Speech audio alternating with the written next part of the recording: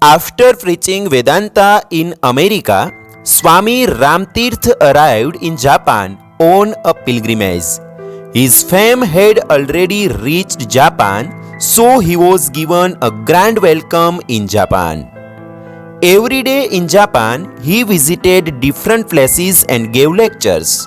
One day, he was invited to one of the best schools in Japan. At school, Swamiji touched the hand of an 8-year-old boy and asked him affectionately, "Son, which religion do you believe in?"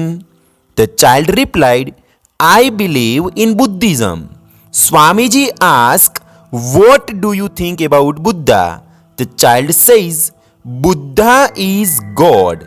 Having said that, the child bowed to Lord Buddha according to the practice of his country.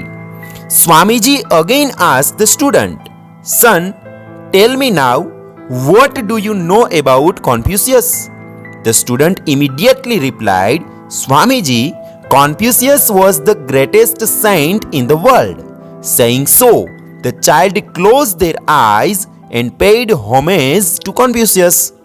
Swamiji asked again, turning his hand on the child's head, "Listen, suppose another country comes with a large army to conquer Japan.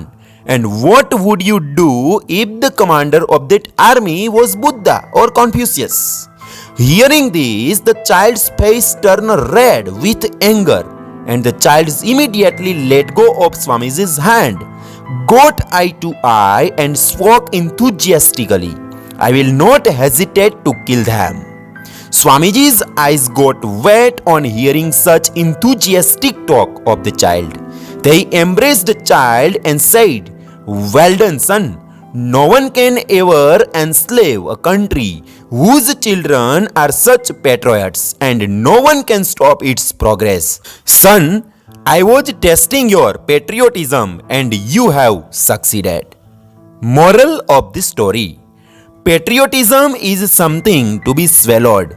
If children are taught the lesson of patriotism with love of religion from an early age, then no one can stop the progress of our country and no one can look up to our country.